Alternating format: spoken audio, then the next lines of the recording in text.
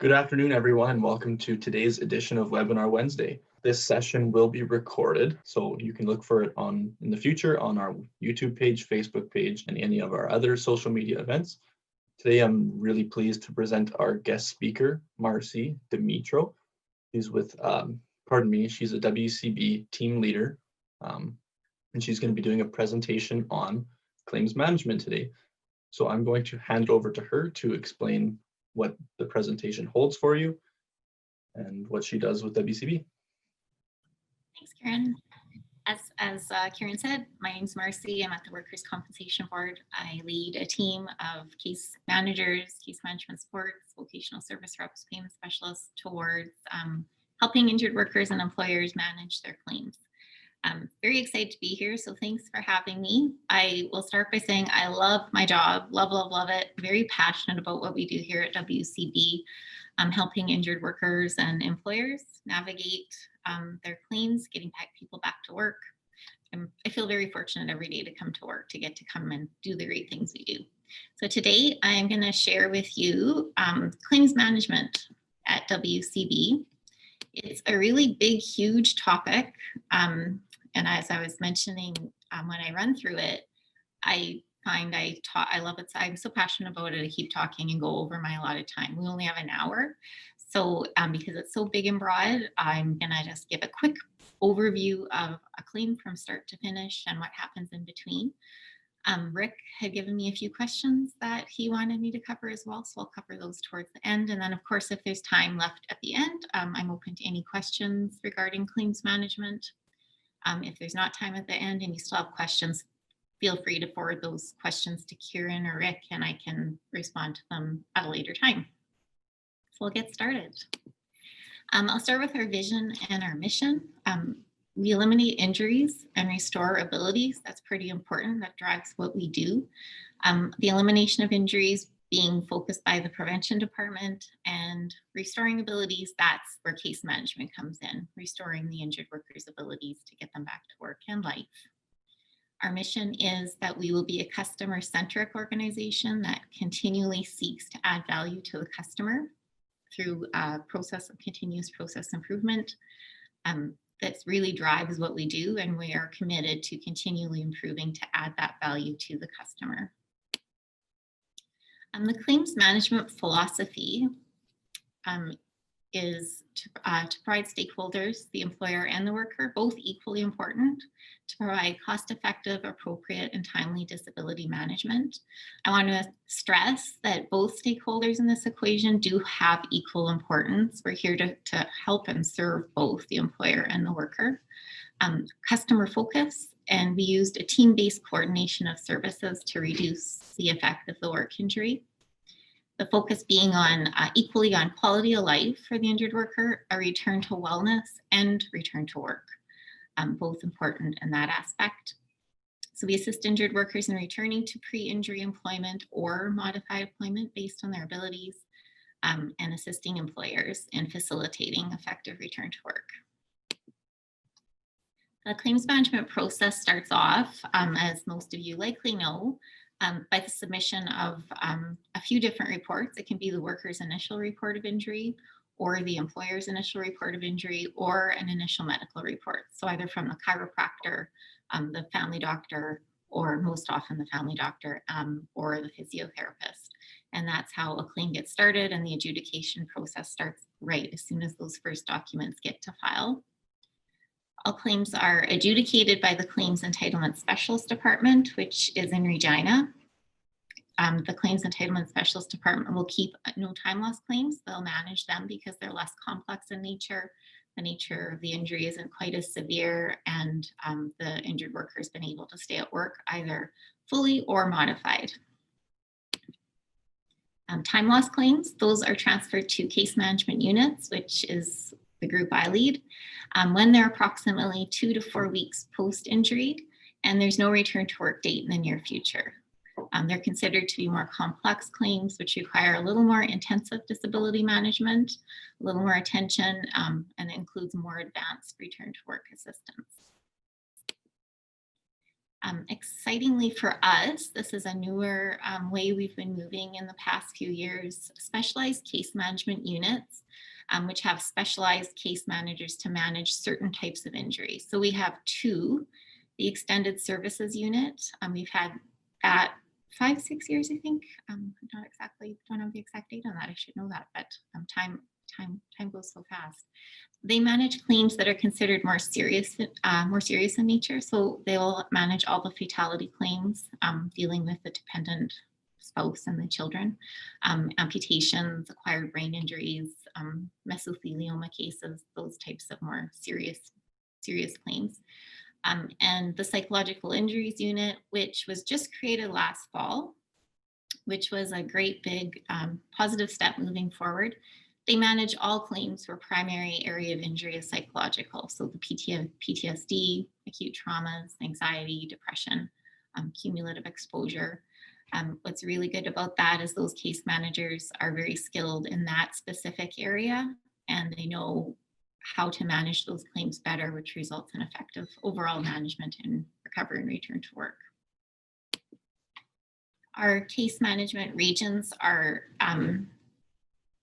defined in the province. They're generally segmented by region. There's some cases it's by major employer to ensure whenever possible a single point of contact. If it's a large employer with a lot of employees, generally a higher number of claims, having that one contact to communicate with and develop a relationship with is highly effective. Major employers are identified as large, depending on obviously their size, or it could be a high claim activity as well that could create that identification. So we have two offices, one in Regina and one in Saskatoon. So there's case management teams located in both. I'm going to apologize for my map. It's a little bit fuzzy, but I think you can get the gist. You'll work with a Saskatoon team if the injured worker is in the Northwest region, the Northeast region, or Saskatoon urban. And you'll work with Regina team if you're an injured worker or an employer from the Southwest region, the Southeast region, and Regina urban. That both teams is equally distributed in terms of the amount of claims north and south. South is just more highly densely populated, so it's a little bit of a smaller region, but just as many claims. The case management teams, as I said, that's what I lead, a team of case management groups, people. Team leader, case managers. Case manager is primarily responsible for the claim. They're going to be developing the recovery and return to work plans, reaching out to the worker and the employer when needed, issuing benefits, and adjudicating ongoing decisions on the claim. Case management supports are there to support the injured worker with things like expenses, medical questions related to prescriptions or braces or what have you. They also set up travel for the injured workers if they are traveling out of town to come to appointments. And there's some more administrative tasks they do as well. And then we have our vocational rehab specialists who work with the injured workers to primarily with reemployment planning. That might be going back to pre-injury employment and they need some assistance with that, or it could be finding new employment. We have payment specialists. Obviously, they focus on the payments and the benefits issuing to the workers and the employers, and the admin supports who support the whole team administratively. And that group works together toward effective disability management. In the world we're living in right now, most of us are at homes, but in the office, they would actually be situated close together so they can consult and discuss. Now we just have to adjust to the times and do it through Teams or email, but working together effectively still. We don't manage claims all on our own in this organization. We have many supporting departments that help us on this journey. As I already talked about, the claims entitlement department is where the claim starts. They adjudicate them and get them all set up.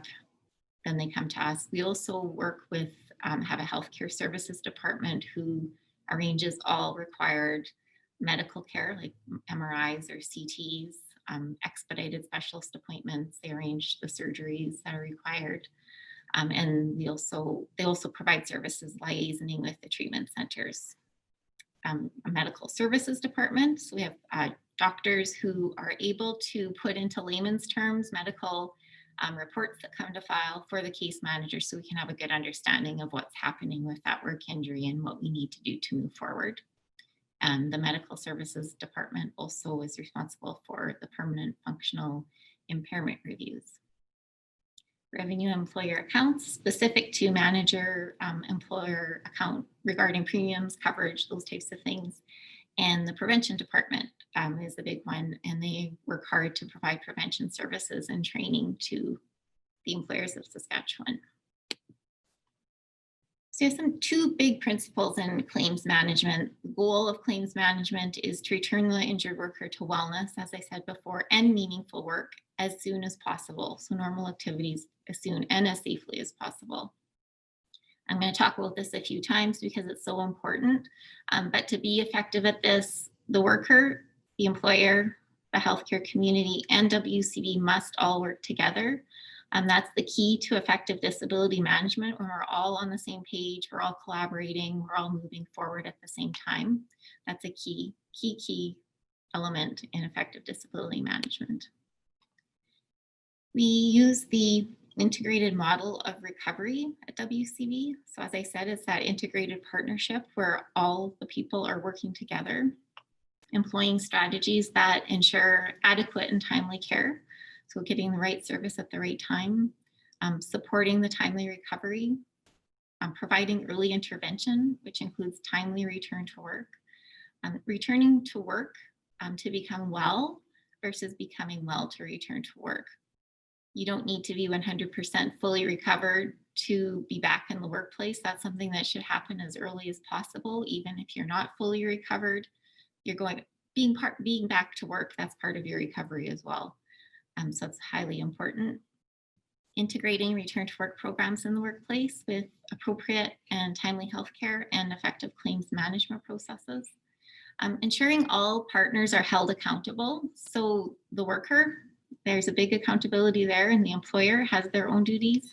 And the care providers, we all have to, and WCB, we all need to be on board and be accountable to the responsibilities if we want effective case management or claims management.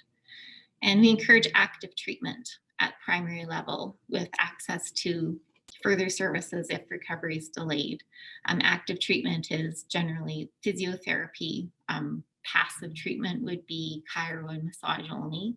Active treatment is the preferred and required form of treatment for effective recovery. So it's based on the worker's needs. Every worker is different and is going to have a different injury and different needs. And so we need to provide the services that worker needs in order to help them with their recovery. Being fair and consistent to all. Being proactive versus reactive, so really managing a file and keeping all stakeholders accountable proactively is a far better way to manage rather than reacting and dealing with fires. That's never a great way to manage. We integrate and coordinate key services. Effective communication, something that I'm very passionate about as well. Expectation management, managing their expectations, that's really important. And then of course, maximizing recovery, physically, functionally, and emotionally, seeing the whole person. Time is the enemy. Studies show the longer injured workers are away from work and normal activities, the greater risk they may develop chronic disability and never return to productive employment. It's really important to remember this. Workers who return to work as soon as possible usually recover faster. The statistics are quite alarming on this. And I'll talk about that a bit later as well. So it's an important aspect to recovery and claims management, getting a worker back to work as soon as medically safe. Physical and emotional impact for that worker and the worker's family, the employer, and the employees is reduced. So once again, looking at that worker as a whole person, they're not just, when they're injured, it's not just affecting their life at work, it's affecting their life at home, it's affecting their family, it's affecting the community, it certainly affects the employer and also the co-workers it affects. So it's important to get them back as soon as possible. Early return to work is not only best practice, it's also beneficial for the employer, as I said. in terms of staffing, overall operation of their business, and claims cost. I think we probably all had that experience where someone has been ill or injured and away from work, and how that impacts us. We've lost their expertise, their knowledge, and it's also it's hard on the coworkers who are trying to fill in and try and fill the gap. Effective claims management. As I talked about, proactive recovery and return to work planning with all partners again. So there I'm talking about it again, the need for everyone to work together and start that planning immediately. Like I said, time is the enemy. Each stakeholder or each partner has their own responsibilities in this. So for the injured worker, they need to report the injury to the employer immediately and to the Workers' Compensation Board. They are required to obtain immediate and ongoing medical treatment, and also required to fully cooperate with treatment recommendations. They need to be maintaining contact with the employer on a regular basis, the WCB, and their care providers. And they do need to follow the treatment and return to work plan set out by healthcare providers and supported by the employer.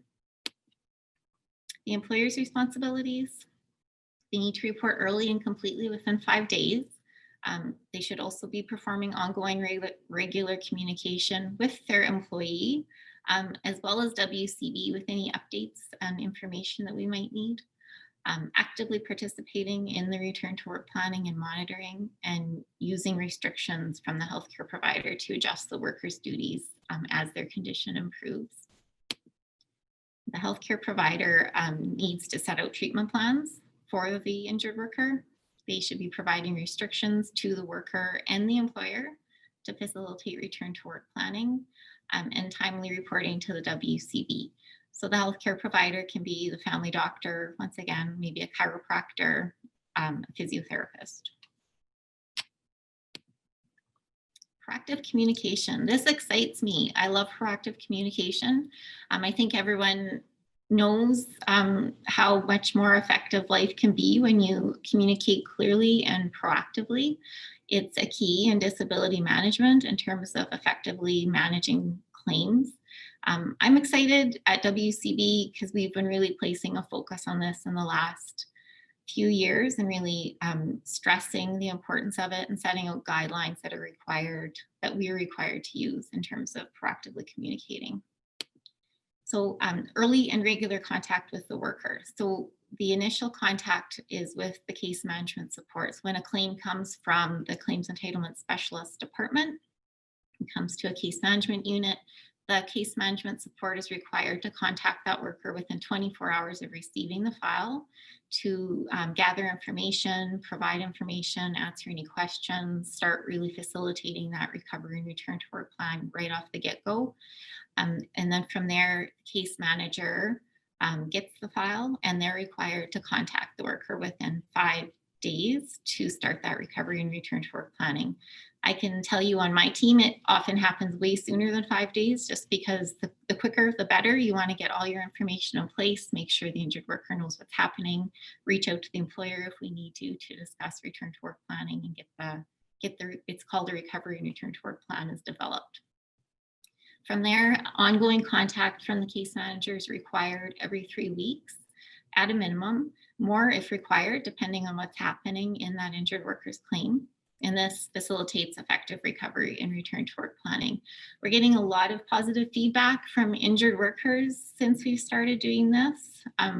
They're very happy with the open, honest communication, and thrilled that they can actually reach us on a regular basis and get updates, and it's been good. So the early and regular communication is vital in establishing and maintaining those positive and supportive, effective relationships. It identifies any potential barriers or issues and promotes the development of resolutions earlier rather than later. So how we communicate and support workers through the return to work journey is critical. If we want to change our outcomes on claims management, we need to change how we show up to support our workers and our employers. Navigating the WCB system can be a little bit overwhelming if any of you have ever had to experience it from a injured worker perspective, or from the employer's perspective. There's a lot of moving pieces and departments and policies and procedures. So we should be here to help simplify that and placing you at the center of each interaction. It's really important. So it supports successful management of the claim. Communication with the employer and care providers. So we should be communicating with the employer at the time of referral as well. I know just speaking with some employers, they don't always get that initial communication. They might feel that they maybe missed out on that. And it also should be ongoing to discuss return to work planning, identifying any barriers, keeping the employer up to date with what's happening. I'm very excited, as you know, I'm excited about proactive communication. What's exciting here is proactive and regular employer communication. A plan is being currently developed and will roll out in 2021. So I don't know exactly what that'll look like, how often we'll feel we'll need to probably reach out to some employers and see what would benefit them and how would that look, and develop a more structured plan like we did for the injured workers. With care providers, when necessary, to clarify treatment plans, restrictions, return to work planning, and barriers. So we can follow up with a family doctor if we need to, if the restrictions aren't clear and we need a more defined set of restrictions. If the employers reached us and say, hey, we have accommodated duties, but the worker's not at work, can you help us out? That would be our job to jump in there and facilitate that communication with the care provider, letting them know what restrictions they have in terms of what they could do at work and the accommodated duties available.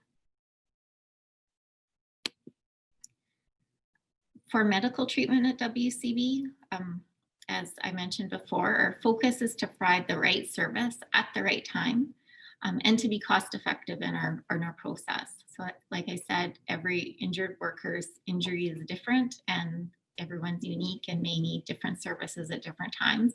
So it's our job to focus on ensuring the right service is given at the right time in order to move the claim forward. So prompt, continually effective healthcare to support return to work as soon as medically safe. It supports timely recovery. We have expedited appointment services, identification of specialists, expedited specialist appointments. We have a day surgery unit where surgeries can occur without having to wait on the public wait list, and then diagnostics across Saskatchewan, so MRIs, CTs, in all the major centers. So when we request an MRI, it's based on getting that MRI as quickly as we can to help that injured worker and keep the claim moving. WCB's philosophy of care is the functional rehabilitation model. I talked about that a little bit before in terms of active treatment versus passive treatment. So functional rehabilitation is an active form of treatment. It's restoration of function as a measure of treatment success. So it encourages care providers and injured workers to recognize and keep in mind successful recoveries associated with function, even in the presence of symptoms where there's no objective signs of harm.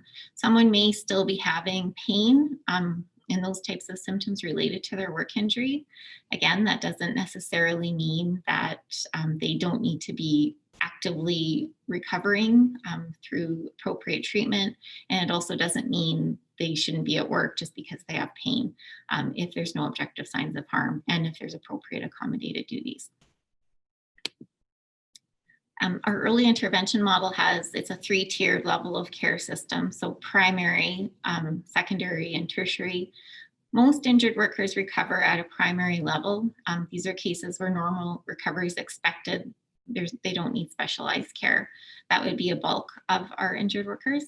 The next level is secondary. So recovery has been protracted. They're not progressing at a primary level. And then of course, tertiary, that's a little more intense. It's when it's more severe, possibly more severe injury, or permanent restrictions might be expected, or just there could be some concerns for chronic disability, psychosocial issues, or some significant return to work barriers.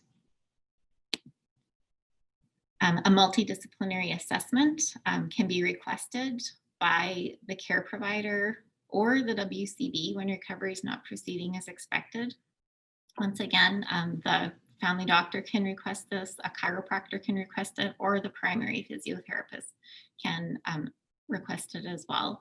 And of course, WCB also requests them when recovery isn't going as it should. The multidisciplinary assessment is what determines what level of treatment is required, so either the secondary or the tertiary treatment. The team that sees the injured worker for this assessment is always a physiotherapist, always. Sometimes an OT, possibly a chiropractor, depending on the type of injury that is being assessed, possibly a specialist. The assessment team role is to give us a really good objective physical examination of that injured worker, to test their function against their job tasks. So what are they capable of doing? It confirms or clarifies diagnosis, establishes recovery and return to work recommendations, including level and length of treatment required. It gives us an indication if there's permanent restrictions anticipated, and they then provide a summary report to us, letting us know what the recommendations are within 2 to 4 days, so fairly quickly. And then the full report comes within 2 weeks. And then a program would start shortly after that, if that's what the recommendation was. The report is given to the primary care provider and to the WCB. The worker has to see their doctor to go over the results of that, and the doctor has to sign off on it. Most of the time, family doctors are very glad that their patients are going to be having a comprehensive program to help them recover, so they mostly always agree to the recommendations. Treatment centers are located in all of the major centers across Saskatchewan. So once in a program, the treatment team's responsibility is to provide varying types of treatments. That can be biomechanical treatment, regional and global conditioning, work conditioning, work simulation, education, establishing and monitoring a return to work, psychology or counseling if it's required, and if there's going to be permanent restrictions, and end of program functional capacity evaluation. The employer's involvement, what happens when the assessment comes to WCB, the Workers' Compensation Board would communicate with the employer regarding the results of the assessment and what the recommendations are going to look like. In terms of the return to work aspect, what will that look like while they're in program? Will they be able to be at work? Are there late duties? Are they going to be able to accommodate the return to work recommendations? So then they follow a return to work progression closely, discuss any treatments or issues they're having with the treatment team and WCB, and educate workers on return to work if they have that ability to do so. So the employer can reach out to the treatment team and vice versa, treatment team to employer, to work through any return to work issues, and then WCB is involved in that part as well. Work involvement, the worker involvement in the treatment program, to put forth maximum effort, maintain regular attendance and compliance with the program. They maintain regular contact with the employer. They're required to maintain regular contact with their case manager at WCB as well, and cooperate with any graduated or modified return to work recommendations. Sometimes the programs can be quite lengthy in nature, even up to 16 weeks, depending on the type of injury. And it can be every day, 5 days a week, 4 hours a day. So it's a big time commitment, but it is for the recovery. So it is required that they attend regularly and put forth maximal effort so they can get as much out of it as they can. Our involvement in the treatment program is to monitor the program and the recovery as the program goes forward, to maintain communication with all parties, address any treatment barriers if they're coming up, ensure we're addressing non-compliance or mistreatment, and addressing concurrent medical conditions. Sometimes people come into a program for a right shoulder injury at work, and now they have a previous left shoulder problem, and they're taking that in with them as they progress. So just keeping an eye on that, making sure there's no delays in terms of the other medical conditions. And we also involve our vocational service department when required. We have risk factors for chronic disability guideline that we follow. We take this into consideration on all claims, and when there's enough risk factors, we would consider referring them to a multidisciplinary assessment. So I wanted to quickly talk about those just to give you an idea. We've established these administrative guidelines to identify the workers who need assessment starting as soon as the case manager gets the claim. So it's based on the type of injury to start. So whether it's soft tissue or they've had surgery or it's more of a complex injury, maybe an amputation. If they've had surgery, hospital stays within 24 hours, specialist referrals within 60 days, and diagnostics within 60 days. These are all more complicating factors, which are going to show us that the claim might have a little more of a protracted recovery. So we need to be really aware of what's happening and ensuring everything's in place to facilitate that recovery and return to work. Most injured workers do participate in a treatment program after having a major surgery. Not all, but most do. I won't go through the whole list, but this is typically what we would look at. So if it's a soft tissue injury, there's no expected return to work date in the near future, and it's at the 7-week mark post injury. That would be a time we would consider referring to assessment. Fractures, or amputations, someone who had an amputation, if there's no expected return to work of any form, they might need an assessment at 26 weeks to help them with that recovery. That's just an example. I won't go through them all. Psychological injuries, last one, that's 4 weeks. They're a little more harder the psychological piece is a little harder to manage. So at 4 weeks, we do that assessment to get a really good treatment guideline, and everyone knows what's happening. The injured worker knows what's happening. There's a really solid treatment plan in place for them to help support the recovery. There's multiple other risk factors that are also taken into consideration. So if there's opioid prescription usage on file or on previous files, pre-existing conditions, we closely look at that. Prior time loss claims, prior claims with surgery for the same area of injury, language or cultural barriers, insecure or new employment, or poor employee-employer relations, so those industrial relations issues. Workers and caregivers requesting retraining. If we've received a claim and it's only 6 weeks old and we have a note saying the worker can't go back to work and needs to retrain, that's usually a little bit of a risk factor for us. Catastrophic thinking, the belief that I'll never recover or recover fully. Caregivers opting for passive treatment versus the functional restoration model. It's important that injured workers are actively participating in their recovery and not taking a passive approach.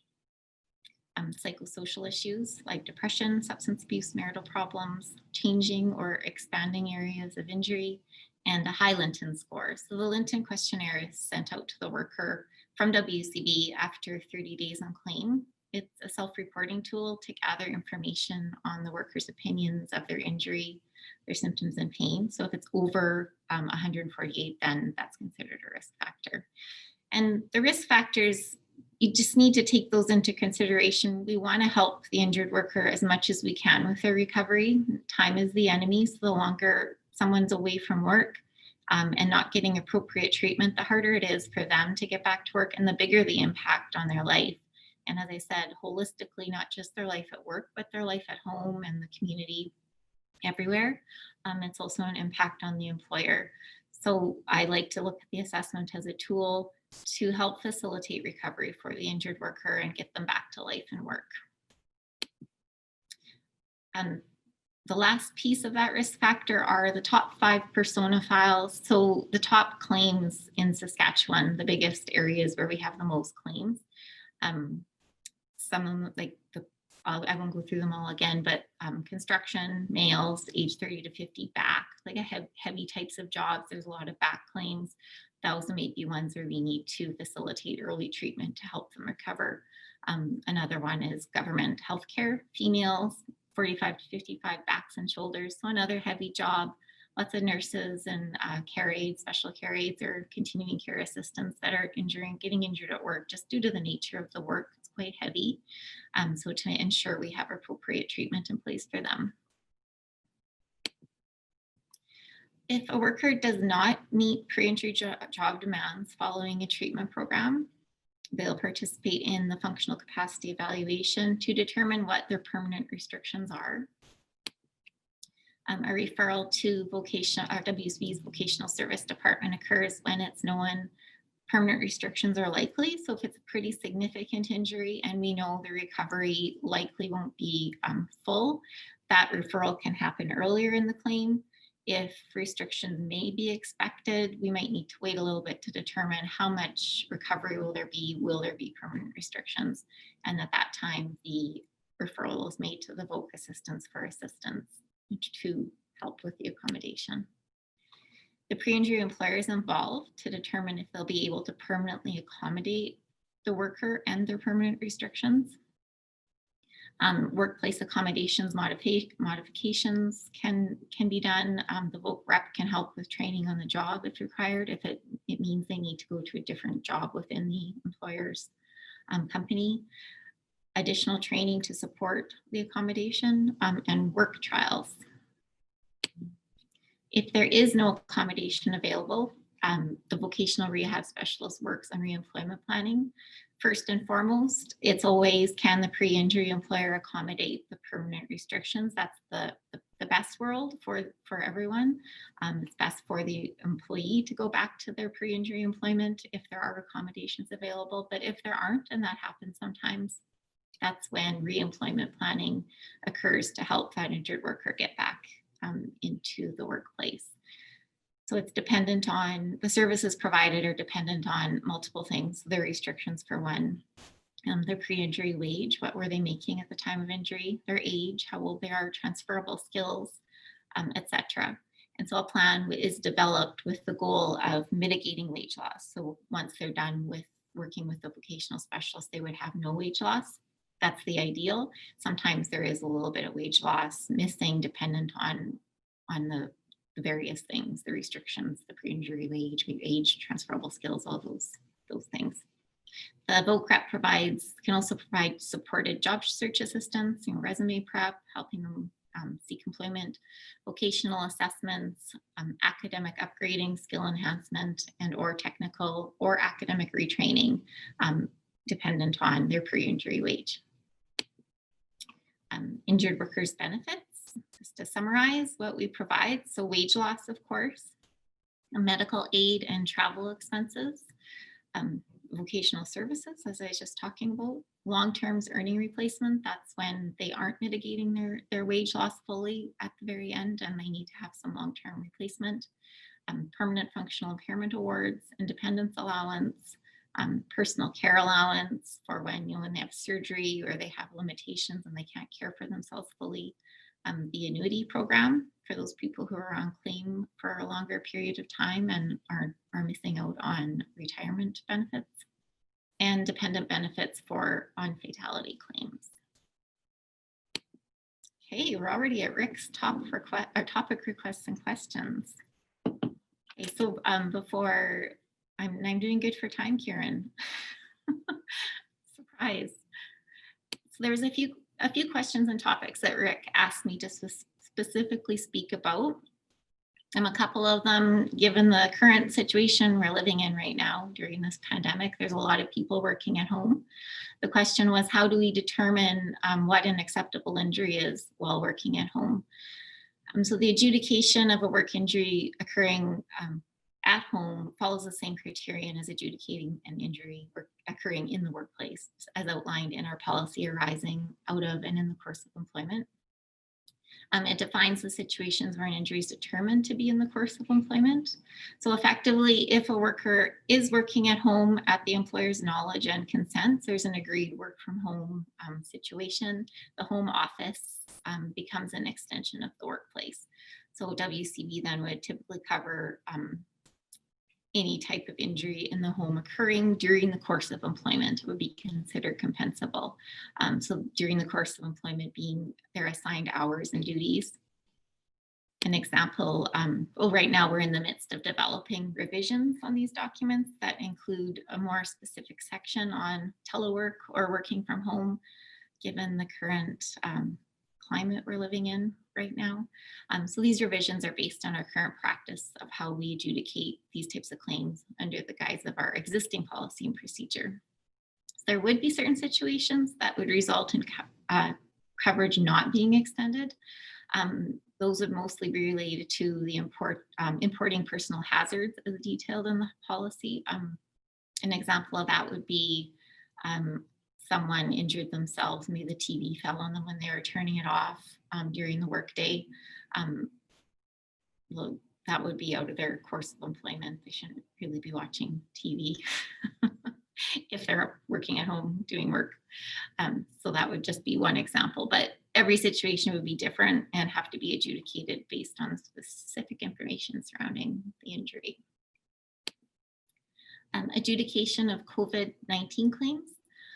A worker may be entitled to compensation if there's a confirmed link between the worker's exposure and their employment. It's based on our communicable disease policy.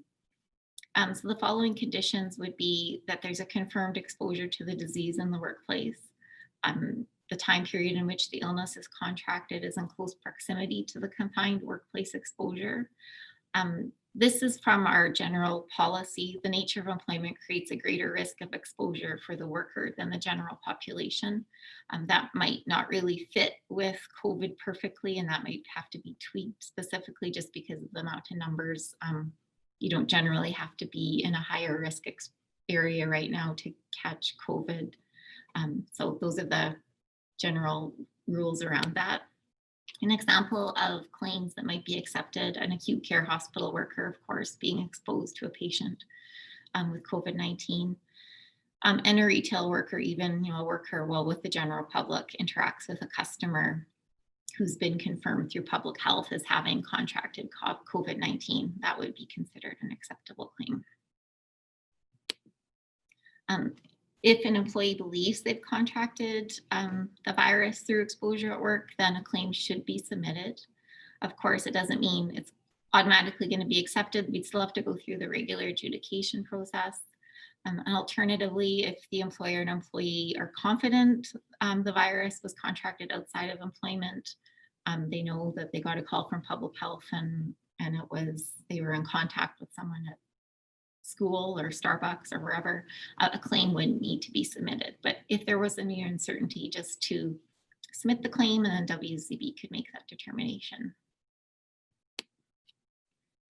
The importance of having a good return to work plan, program, modified duty. I did talk about this a little bit throughout the presentation, very briefly, but it plays a significant role in the health and recovery of the individual, the reduction of disability, and the improvement of productivity and security. It also mitigates significant impacts and costs to employers and society as a whole.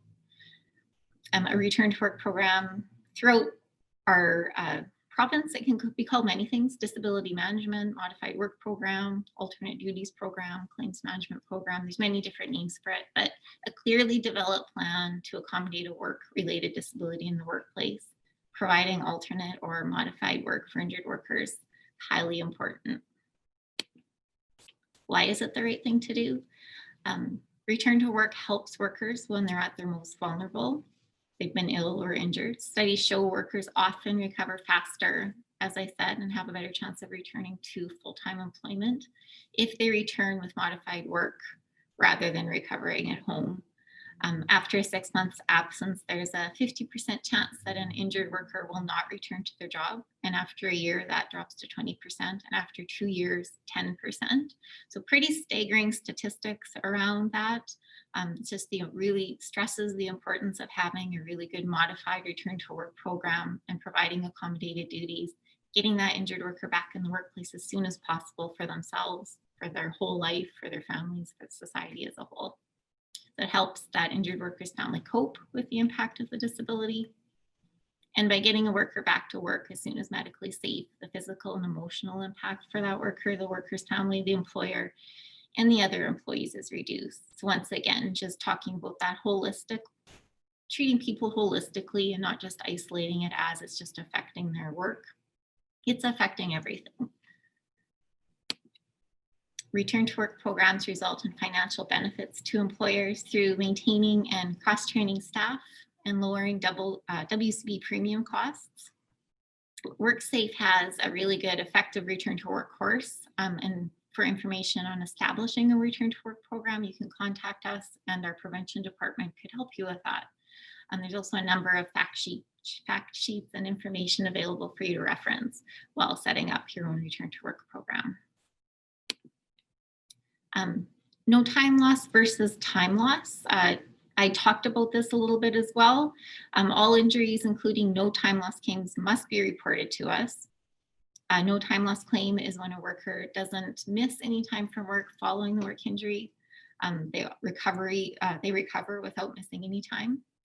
We continue to pay for travel and medical expenses that are required because of the injury. Although the worker may not be missing time from work, it is imperative that they're receiving appropriate medical care for their injury to promote their recovery and lessen the amount of time they need to be accommodated in alternate or modified duties. Sometimes people don't miss time from work. They're able to almost do their full job, but still need a little bit of care. And that care is really important as well to make sure that recovery occurs quickly and efficiently for them.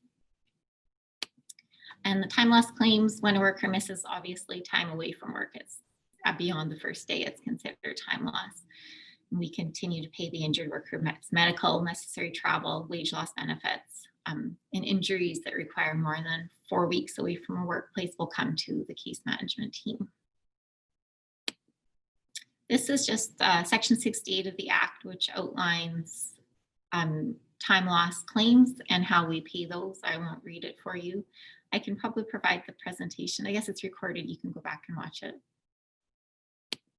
Hey, how should an employer deal with employees who have doctor's notes saying they need to be off? And this does happen quite often. Instead of getting restrictions, we might just get a note that says needs to be off work. So doctors should be providing employers with restrictions that would have to be met to support a return to work in the workplace. Simply advising the worker needs to be off isn't the best. From a WCB perspective, the case manager should be following up with the caregiver when restrictions aren't identified to get those restrictions laid out very clearly in order to work with the employer to determine if there's accommodated duties that can accommodate those restrictions. Rick also asked just to provide some resources and contact information.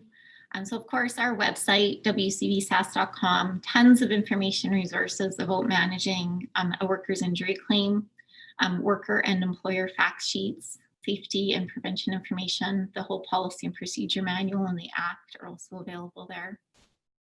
For specific questions about your employer accounts or your worker's injury claim, you can contact the toll-free line and they would direct you to the most appropriate person. We also have Ask WCB at WCBSask.com. You can email any questions to, and that's monitored and promptly returned.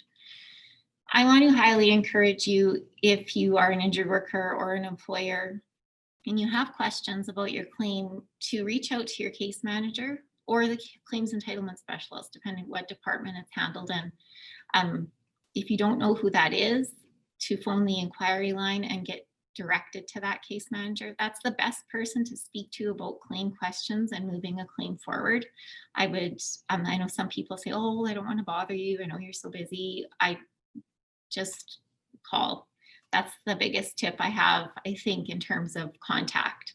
If you have questions about a claim, call your case manager or your claims entitlement specialist. They're there to help you and support you and do what we need to do to help with recovery. We also have, for the employers, the Employer Resource Center. It was established to dedicated to help employers navigate the workers' compensation system. As I said, it can sometimes be a little overwhelming and complicated if you're not familiar with it.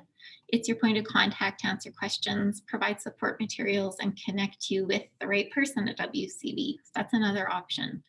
So the phone number is there along with their email as well if you have questions. You can, all sorts of things, coverage, injury prevention, educational materials, just even general questions. Also a list of other resources, how to register your business, reporting, appeals, coverage, fact sheets, how to create an online account. We have the Fair Practices Office, which is there to help if you feel you've been treated unfairly. Pay employer premiums, letters of good standing, reporting payroll, classification, and rate setting. So lots of information on operations stuff as well as the employer side in terms of your accounts. The last one, WorkSafe Saskatchewan, partnership between Saskatchewan Workers' Compensation Board and the Ministry of Labour Relations and Workplace Safety, was formed in 2002 out of a need to reduce the number of workplace injuries and fatalities. The partners work through an integrated provincial injury prevention strategy to deliver programming to move Saskatchewan towards zero workplace injuries.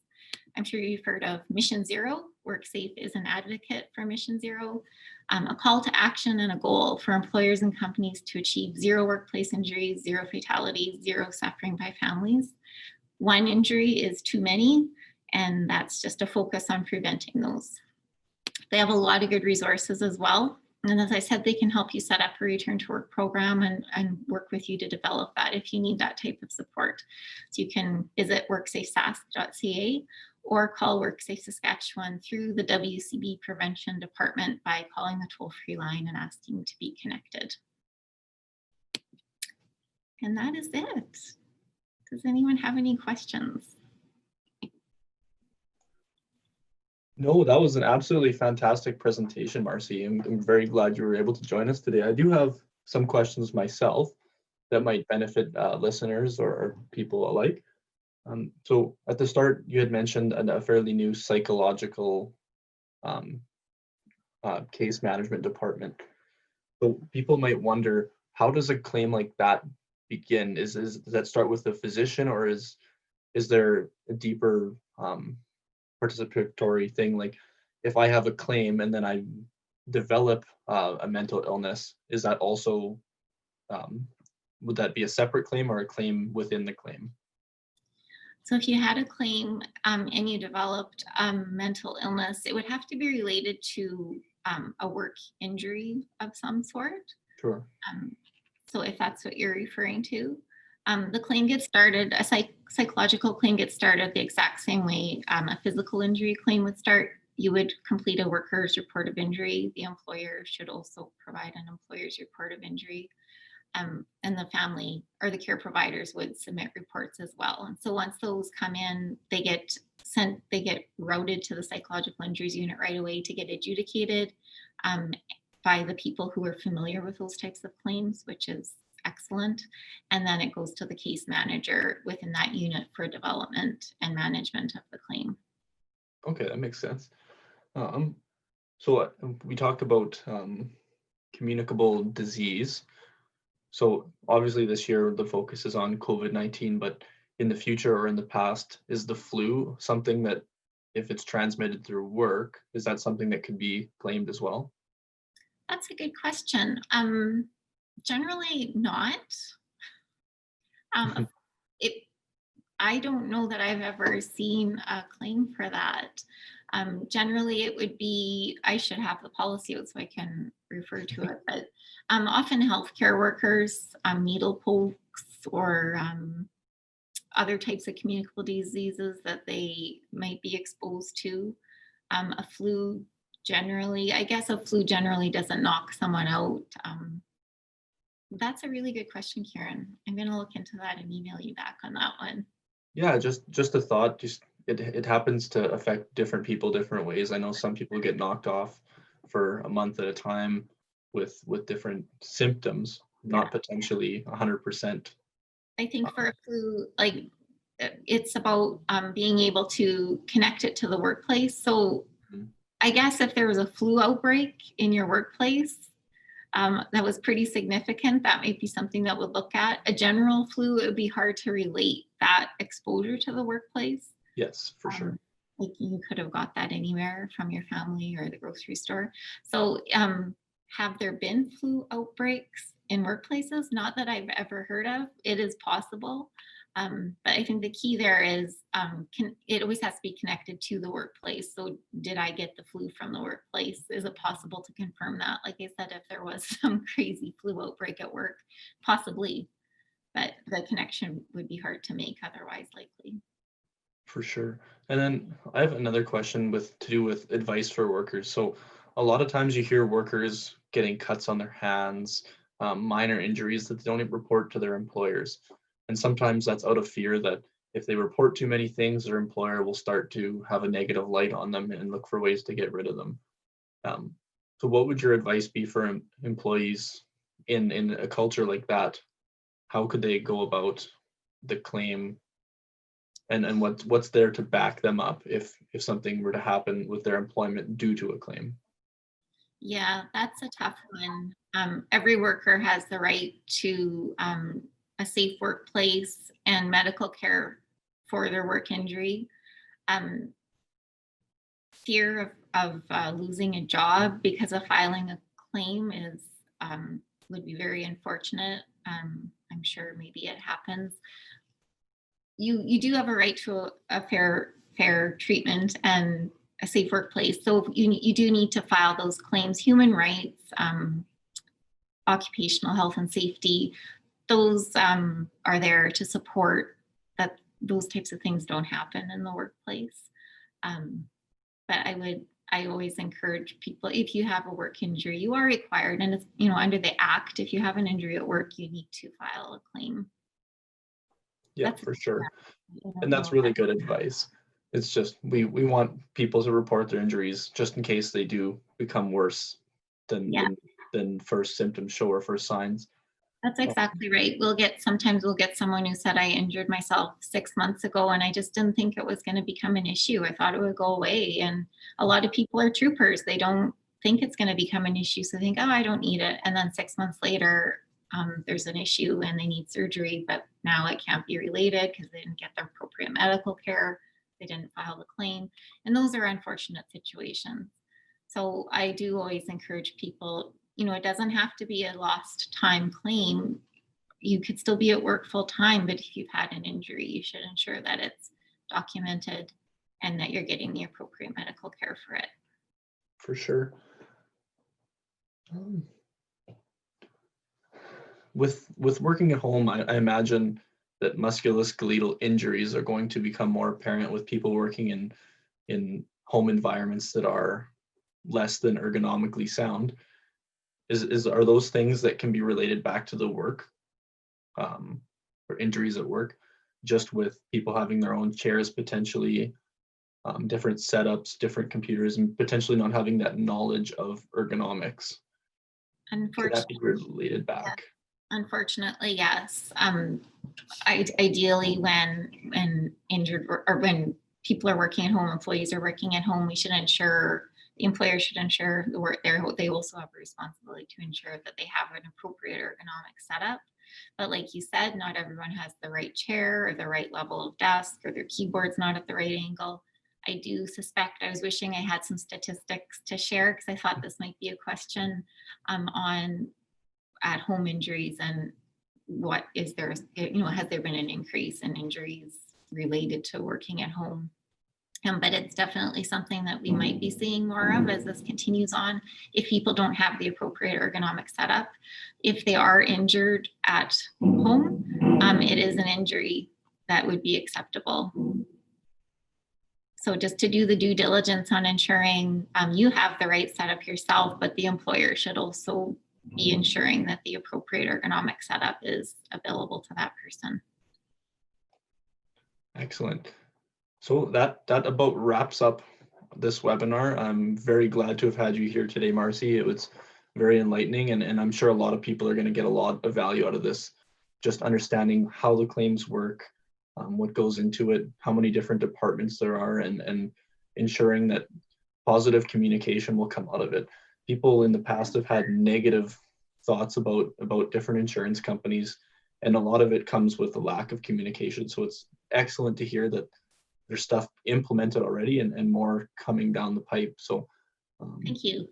couldn't be happier to hear that from you guys, and really, again, thank you so much for joining us today. for all the viewers out there, you can join us next week.